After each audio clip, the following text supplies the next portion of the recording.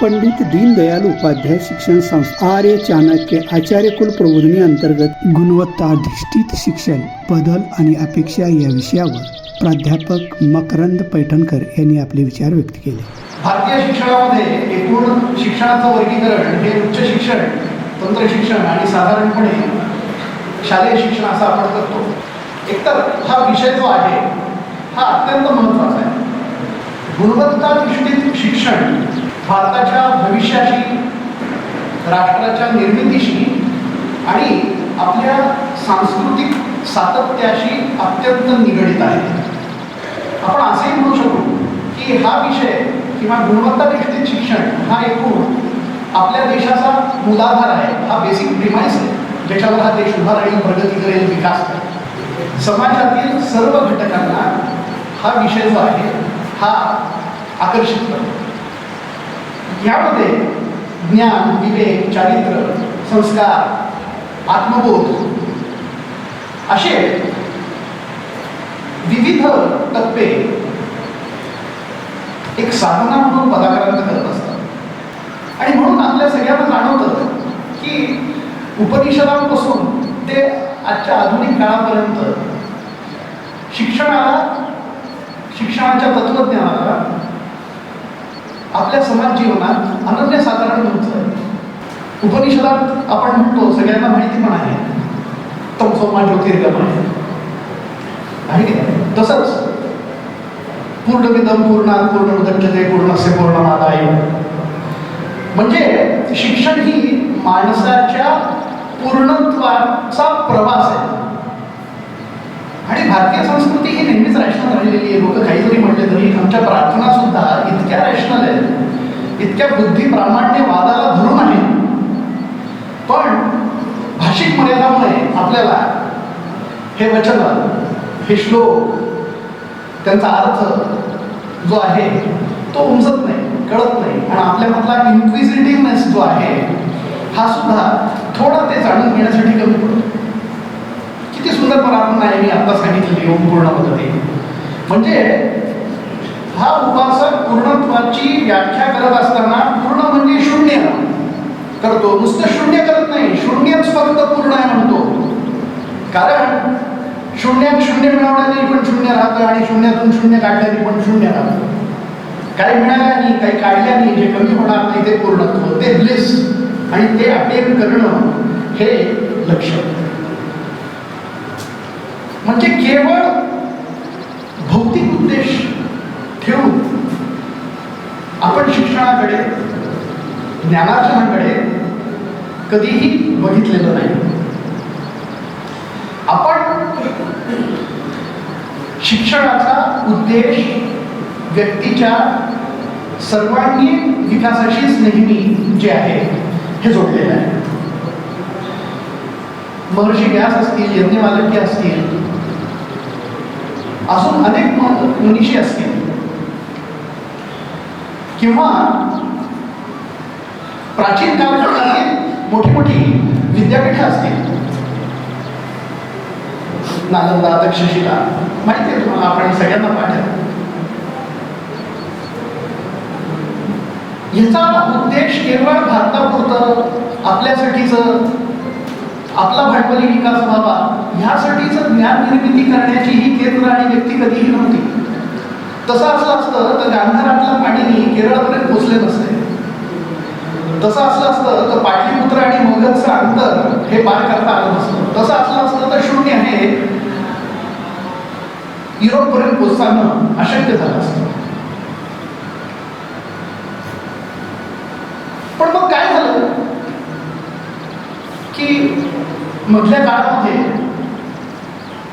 आपली प्रगती ही खुंटली.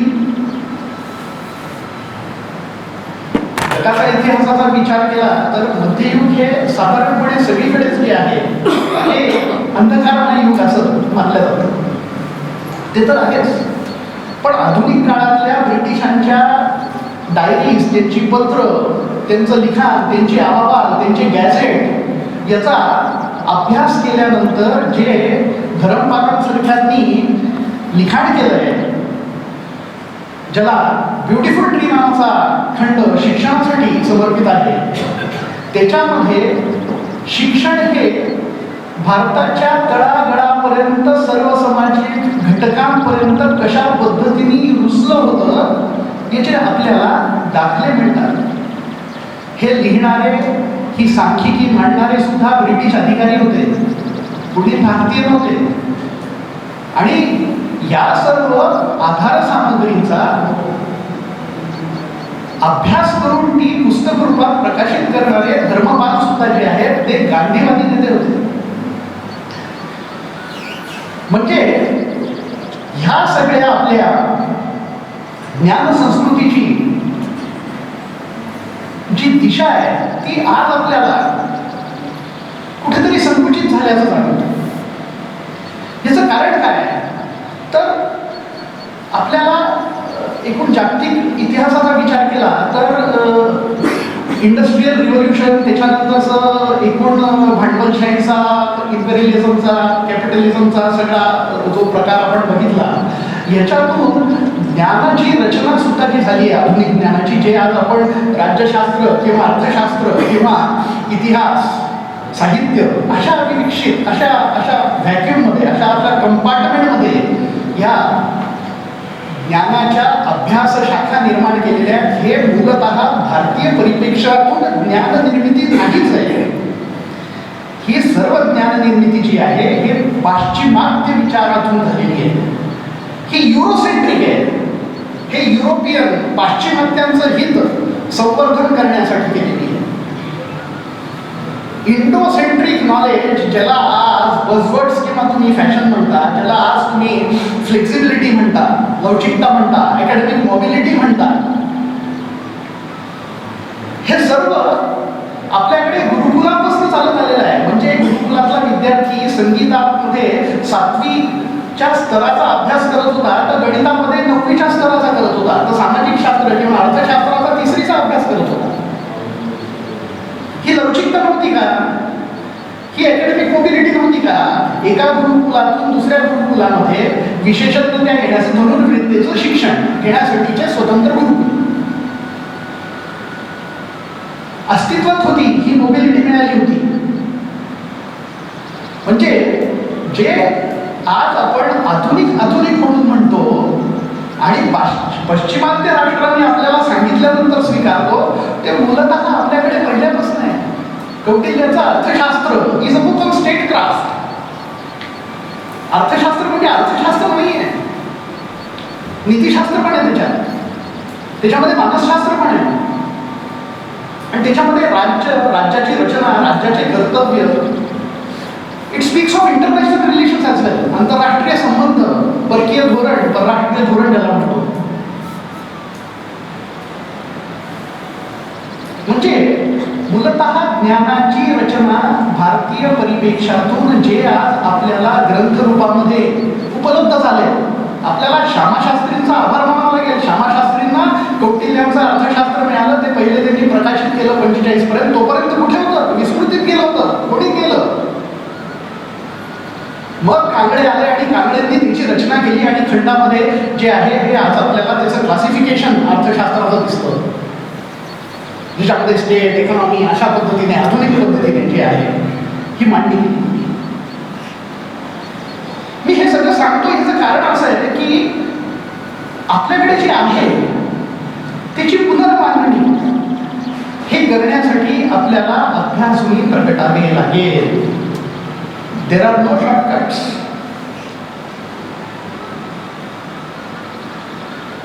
आज आपण ज्या ज्ञानाधिष्ठित अर्थव्यवस्थेमध्ये जगत आहोत याच्यामध्ये सुद्धा आपल्याला एक लक्षात घेतलं पाहिजे की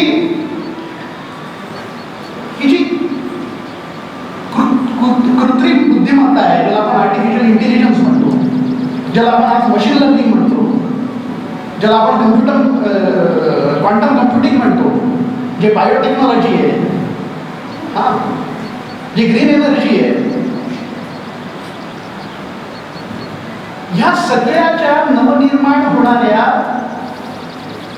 संकल्पना, ज्ञानशाखा यांनी शिक्षणाची पारंपरिक व्याख्या जी आहे त्याच्यामध्ये बदल घडवून आणण्याची गरज निर्माण केली.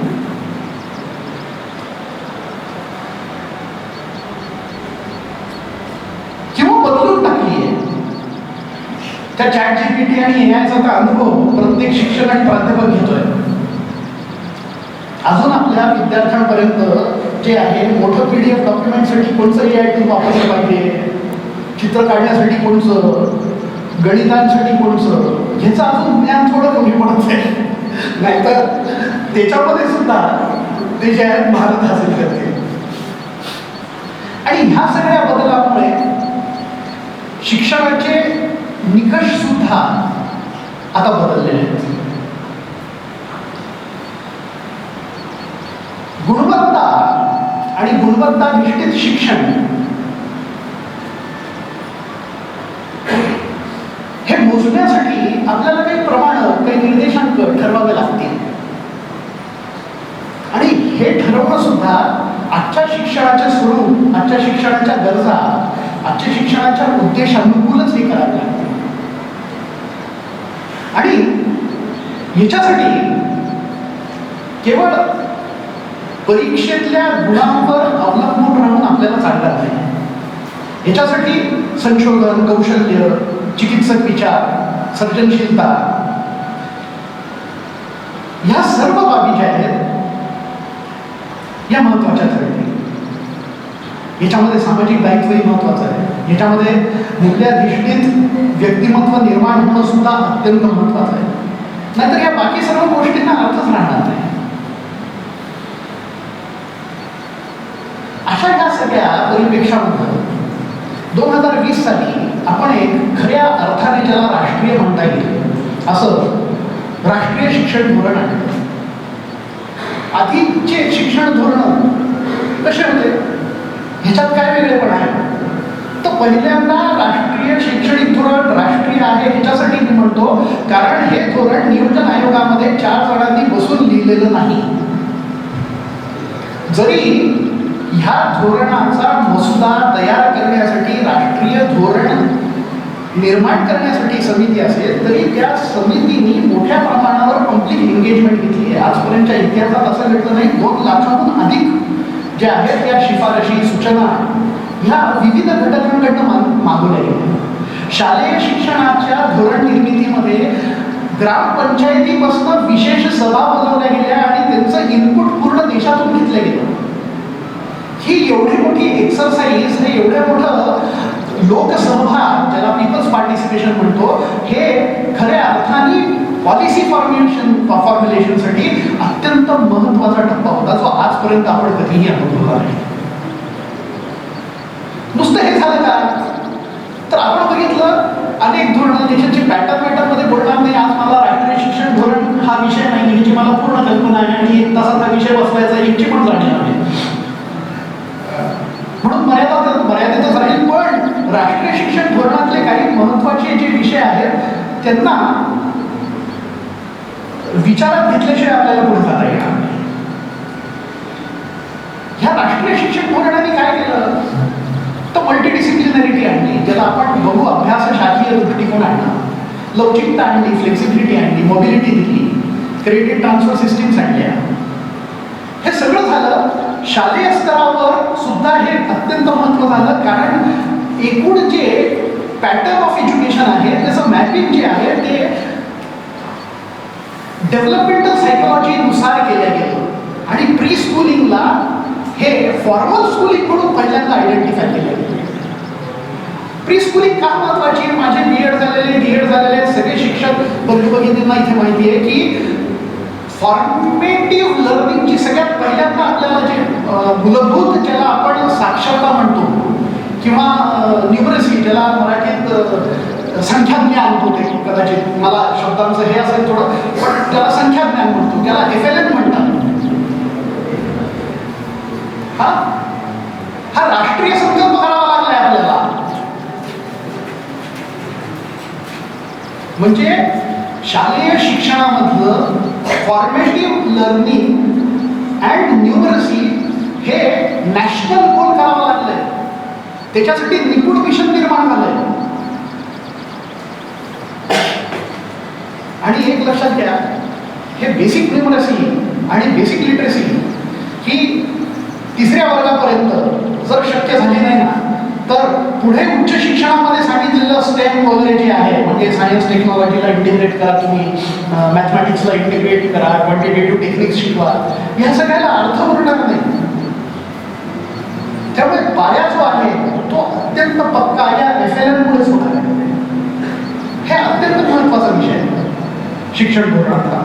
दुसरा मला महत्त्वाचा जो विषय वाटतो तो जो आहे तो ह्या शिक्षण धोरणामध्ये सेंट्रिझम जो आजपर्यंत आपण धोरणामध्ये बघितला, म्हणजे तो टीचर सेंट्रिक आहे, तो स्टुडंट सेंट्रिक आहे, हा सेंट्रिक आहे, फलाना सेंट्रिक आहे, हे सेंट्रिक अप्रोच जो आहे हा ह्या शिक्षण धोरणातून बाजूला गेला. हा लर्नर सेंट्रिक आहे, लर्निंग सेंट्रिक आहे. म्हणजे हा अध्यापक केंद्री नाही, हा विद्यार्थी केंद्री नाही. अध्यापकांना त्रास झाला तरी चालेल, विद्यार्थ्याला शिकताना त्रास झाला तरी चालेल, पण जे अध्ययन करायचंय, जे लर्निंग करायचंय, हा फोकल पॉइंट असला पाहिजे. हा या धोरणाचा अत्यंत महत्त्वाचा बिंदू आहे. आणि त्यामुळे हे शिक्षण धोरण जे आहे हे खूप महत्त्वाचं आपल्याला झाल्याचं दिसतं. याच्यामध्ये भारतीय ज्ञान परंपरेचा समावेश आहे, याच्यामध्ये मातृभाषेतून कमीत कमी 5वी ते 8वी पर्यंत शिक्षण दिलं जातं अशी पण मागणी आहे. ह्या सगळ्यावर आपल्याला सगळी माहिती आहे.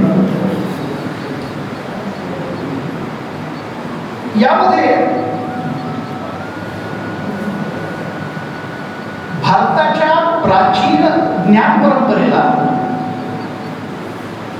आधुनिक विज्ञानाशी कसं जोडता येईल याचा खूप मोठा प्रयत्न. राष्ट्राला जर प्रगती करायची असेल तर राष्ट्राचं शिक्षण जे आहे ते अत्यंत महत्त्वाचं आहे. आणि आपल्याला हे इंडोसेंट्रिक शिक्षण निर्माण करायचं असेल तर हे इंडोसेंट्रिक शिक्षण जे आहे ते भारताचे कंटेम्पररी इंटरेस्ट जोपासणारं असलं पाहिजे. समकालीन जे भारतासाठी महत्त्वाचं आहे ह्याचा त्याच्यामध्ये अंतर्भाव असला पाहिजे, जे राष्ट्रहिताला धरून असलं पाहिजे. अशा पद्धतीचं शिक्षणाची रचना, अशा पद्धतीचं भारतीय शिक्षण किंवा भारतीय ज्ञान व्यवस्था निर्माण करण्याबरोबर आहे. पण हे जरी एका वाक्यात सांगता आलं तरी भारतीय ज्ञान व्यवस्था एका दिवसात निर्माण होणं शक्य नाही. कारण शेवटी ज्ञान रचना जी आहे, शेवटी त्याची प्रत्येक विषयाची एक आपली एपिस्टेमॉलॉजी असते, त्याची एकूण टप्पे असतात ज्ञान निर्मितीचे. त्या ज्ञान निर्मितीचे टप्पे पार करून जे आहे हे ज्ञान निर्माण होईल, जे भारतीय परिप्रेक्ष्यातलं असेल, भारत केंद्रीय असेल. आणि हे करताना जे आहे हे संशोधन करावं लागेल, अध्ययन करावं लागेल. अशा पद्धतीचं सर्व गोष्टी ह्या त्याच्यासाठी कराव्या लागतील. हा जो टप्पा आहे 2020चा, म्हणजे साधारणपणे आम्ही ह्या भारतीय किंवा राष्ट्रीय शिक्षण धोरणावर अनेक कार्यशाळा घेतल्या. पण ह्याच्यामध्ये जे आहे आज आपल्याला 2020 पासून आज 2026 आहे, 6 वर्ष होऊन गेली आहेत. पण आपल्याला म्हणावी तशी खूप प्रगती प्रामुख्याने उच्च शिक्षणाच्या बाबतीत तरी आपल्याला झाली नाही, दिसत नाही. म्हणजे ती जुनीच पद्धत नवीन पॅटर्नमध्ये तेच पेपर आता DSC म्हणून समोर यायला लागले, DSE म्हणून समोर यायला लागले, अशा पद्धतीने ते होत आहे. त्या उलट शालेय शिक्षणाचं आहे, it is more structured, formal. शालेय शिक्षण हे जास्त संरचित आहे, औपचारिक पद्धतीने करता येतं. खूप स्वातंत्र्य तिथे नाही. तिथे मोठ्या प्रमाणावर अभिकरण उपलब्ध आहेत, जे नेहमीच त्याचा करिक्युलम, त्याचे टीचिंग टूल्स, त्याचे टीचिंग एड्स, त्याची पुस्तक निर्मिती करत आलेली. तसं उच्च शिक्षण नाही, ते विखुरलेलं आहे, फ्रॅगमेंटेड आहे, जे NEP म्हणून हायलाइट केलं. त्याच्यामध्ये पुल्स अँड प्रेशर्स खूप आहे, त्याच्यामध्ये ॲटॉनॉमी आहे, पण त्याच्यातून मोठ्या प्रमाणावर समस्या सुद्धा निर्माण होतात. हे NEP इम्प्लिमेंटेशन करतानाच्या मर्यादा जशा जशा आपण पुढे जातोय तशा येत आहेत, आपण ते ओव्हरकम करतोय. पण हे NEP जे आहे ह्या एकूण जो त्याच्यामध्ये बदल अपेक्षित आहे तो खूप मोठा आहे. मला नाही वाटत कुठल्याही धोरणामध्ये आपल्याला 2035 2040 पर्यंत हे साध्य करायचं आहे. आता मी जसं FLNचं तुम्हाला उदाहरण दिलं तर हे FLN मध्ये आपण 100% टार्गेट 2040 पर्यंत अचीव करावे असं कम्प्लीट टाईमलाईन कुठल्याही पॉलिसी डॉक्युमेंटमध्ये सहसा नसते. हा पण ह्या धोरणाने प्रत्येक बाबीची प्रत्येक जी काही मांडणी केली त्याची टाईमलाईन दिलेली आहे. हे टाईमलाईन का याच्यावर मी येईल. पण धोरणातले हे जे बदल जितके मोठे आहेत ना तितके आपल्या शिक्षणासमोर आव्हानं पण तितकीच मोठी आहेत. मी आता आव्हानाकडे जाईल. ह्या परिपेक्षातून आपल्याला थोडंसं आव्हान आणि उपाययोजना काय असतील हे एक अजून 15-20 मिनिटं मांडणी करतील आणि थांबेल.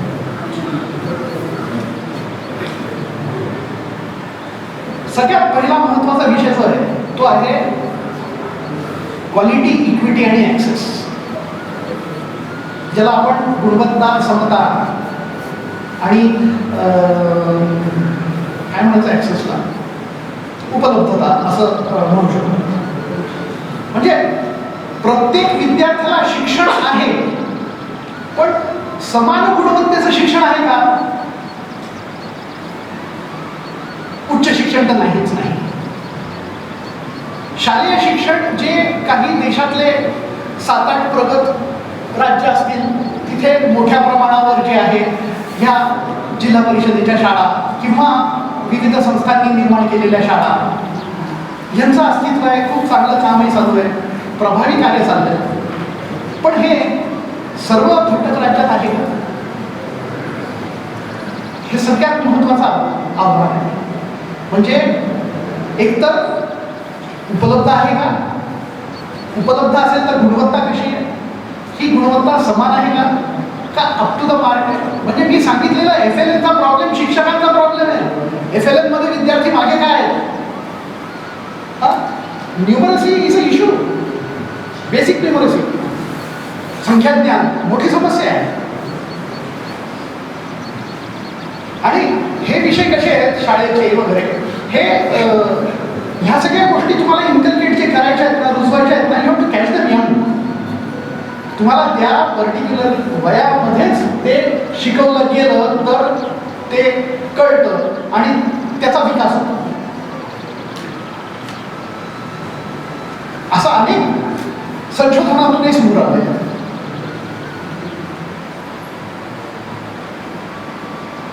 म्हणजे ज्ञानार्जनाची व्यक्तीची प्रक्रिया ही जशी एक सोशल ॲक्शन आहे तशी ती जी आहे ती फिजिओलॉजिकल ॲक्टिव्हिटी सुद्धा आहे. कारण ह्या लोब्समध्ये जे डोक्यात आहेत ना ते जे ते काही काही गोष्टी इनेट आहेत. Liking for art, architecture, liking for music, liking for literature, numeracy skills समान इनेट म्हणजे बॉर्न विथ, म्हणजे जन्मतः घेऊन आलेले असे काही आहे बेसिक इन्स्टिंक्ट्स.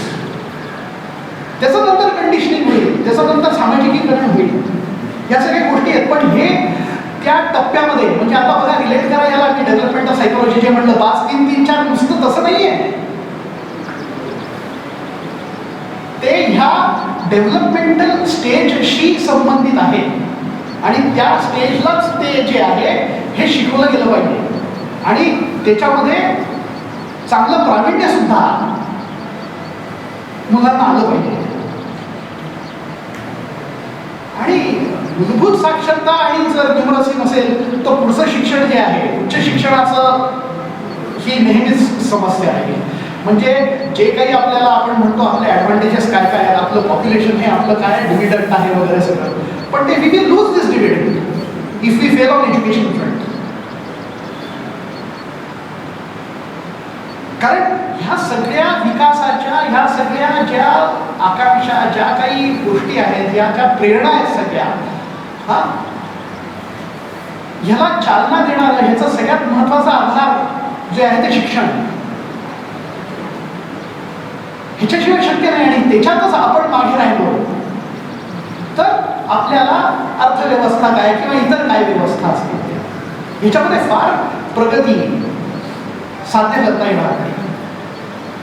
म्हणजे देशाला विकासाचा टप्पा जो आपण ठरवलेला आहे तो साध्य करायचा असेल तर शिक्षण क्षेत्राला अग्रेसर व्हावं लागेल तरच ते शक्य होईल. अग्रेसर आल्यानंतर everyone will follow the line. आणि म्हणून तुमची आणि माझी या टीचिंग फ्रॅटर्निटीची जबाबदारी जास्त महत्वाची ठरते. रोल ऑफ टीचर जगाच्या इतिहासामध्ये एवढा चॅलेंजिंग कधीही नव्हता. कारण teacher was the only source of knowledge. तो केवळ एकमात्र स्रोत होता शिक्षक ज्ञानाचा. आज मल्टिपल स्रोत आहेत ज्ञानाचे आणि ह्या मल्टिपल स्रोतांमध्ये टीचरला स्वतःची भूमिका व्यक्ती निर्माणाची शब्द नाही येतो. व्यक्ती निर्माणाचे घटक काय जर म्हटलं तर जितके बसलेले असतील प्रत्येक जण वेगवेगळा एक घटक सांगतील हे व्यक्ती निर्माण आहे आणि ते सगळं अर्थसुद्धा असेल होतं. आणि अजून काही घटक असतील जे इथे बसलेल्या आपल्या संख्येपेक्षा जास्त असतील. व्यक्ती निर्माण नुसती संकल्पना असते. म्हणजे इतकं मोठं आवाढ गेलं इतकं असं व्यापक असलेलं लक्ष हे आपल्याला साध्य करायचे शिक्षकाकडनं अपेक्षा ती असणारच.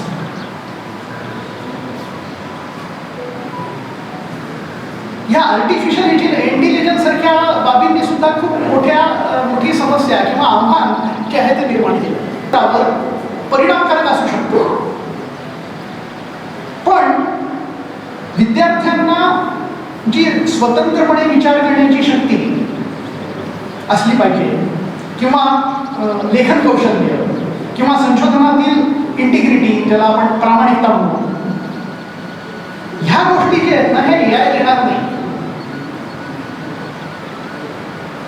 आणि हे खूप महत्वाचं आहे. Artificial intelligence AI tools will help you write letter papers. पेटंटही देईल करून. पेटंटची एजन्सी निर्माण झाल्या आहेत पेपर सारख्या. शोध निबंध जसे एजन्सी आहेत तशा पेटंटची एजन्सी. पण शेवटी भारतीय जितके विचारवंतांना पेटंट मिळालं त्याचं मॉनिटायझेशन झालंय का? ह्या ज्ञान निर्मितीचं शेवटी रूपांतरण जे आहे ते अर्थार्जनामध्ये किंवा वेल्थ क्रिएशन मध्ये होत आहे का? जर तसं होत नसेल तर patent is just mere piece of paper.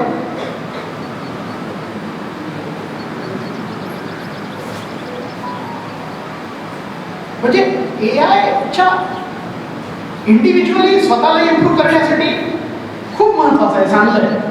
पण कलेक्टिव्हली विद्यार्थ्यांसाठी काय काय त्याच्यासमोर नवीन गोष्टी येऊन उभ्या राहतील ह्या बघणं खूप गरजेचं आहे. अजून एक महत्वाचं जे आहे ते संशोधन संस्कृतीचा अभाव ही एक सगळ्यात महत्वाचा आव्हान आहे. जगामध्ये जे अग्रगण्य विद्यापीठ आहेत, संस्था आहेत, शैक्षणिक संस्था, त्यांचा जो क्रमांक किंवा त्यांचं नाव जे आहे ते प्रामुख्याने संशोधनामुळे, त्यांच्या इनोव्हेशनमुळे, नवकल्पनांमुळे आणि त्यांचा आणि इंडस्ट्रीचं किंवा त्यांचा आणि उद्योग जगताशी असलेल्या आंतरसंबंधामुळे जे आहे हे मानलं जातं. एका गावात एक गरीब शिक्षक होता. ह्या गोष्टीवरून गाड्या घोड्या असणारे शिक्षकापर्यंत समाजानेच आपल्याला आणलंय. पब्लिक मनीवरूनच हे केलेलं आहे. त्या गोष्टी कालबाह्य ह्या समाजामुळेच आपल्या झालेल्या आहेत. आपण खूप डिसेंट लिव्हिंग आज जगत आहोत. हे असून सुद्धा ही अवनती जी आहे ही समाज आपल्या प्रती खूप चांगल्या धारणा ठेवून वागत जर नसेल तर आपण वी शुड लुक विथ हिम. मला हेही मान्य आहे, अनेक जणांना वाटेल की ते तुम्ही सिम्बॉल 1-2 घेऊन असं बोलू नका, पण ओव्हरऑल प्रमाण वाढलंय हे तुम्ही जर स्वतः विचार केला प्रत्येकाने प्रामाणिक राहून तर ही नीतिमत्ता ह्या सगळ्या गोष्टी आपण जे म्हणतोय, अपेक्षा धरतोय, मूल्याधिष्ठित शिक्षण व्हावं, हे शिक्षण व्हावं, हे कसं काय शक्य होईल, असं हे सगळ्यात महत्त्वाचं आव्हान जे आहे ना, हे आपल्यासमोर आहे. मला ह्याची कल्पना आहे. आपण संपत यायला लागलोय. मला अजून 5 मिनिटं आहे सर, किती 10 मिनिटं आहे, किती वेळ आहे? शिट्टी वगैरे 5 मिनिटं 5 मिनिटं कमी असताना शिट्टी वाजली ना, खूप छान. मी बऱ्यापैकी आव्हानं केलेली, आव्हानं खूप आहे.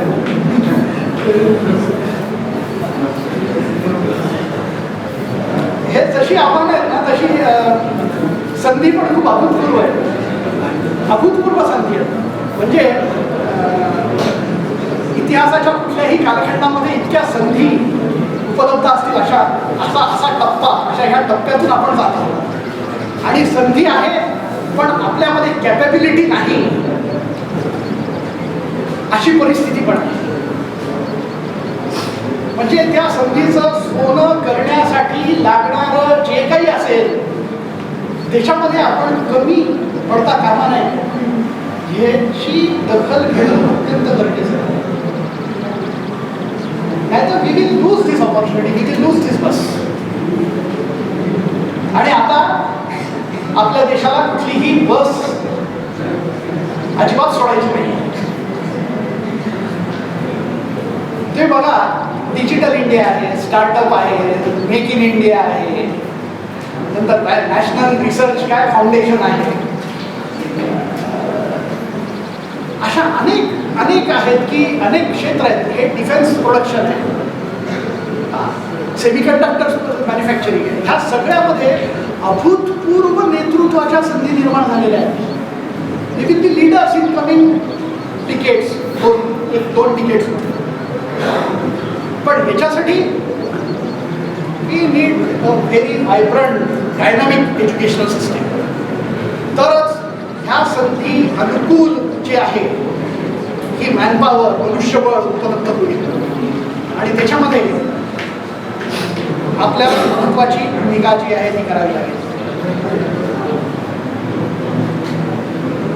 आपण आत्मनिर्भर भारत म्हणतो. ही आत्मनिर्भर भारताची संकल्पना सुद्धा आपण म्हणतो नाही, ते इकॉनॉमिक्सवाले किंवा ते कॉमर्सवाल्यांचं जे आहे ना, हे आत्मनिर्भर भारत आहे. पण आत्मनिर्भर भारत जे आहे ते ज्ञानात, संशोधनात, तंत्रज्ञानात, बौद्धिक नेतृत्वात स्वावलंबी होण्यासाठी अत्यंत महत्त्वाचं आहे. आणि त्याची ही राष्ट्रीय चळवळ होणं गरजेचं आहे.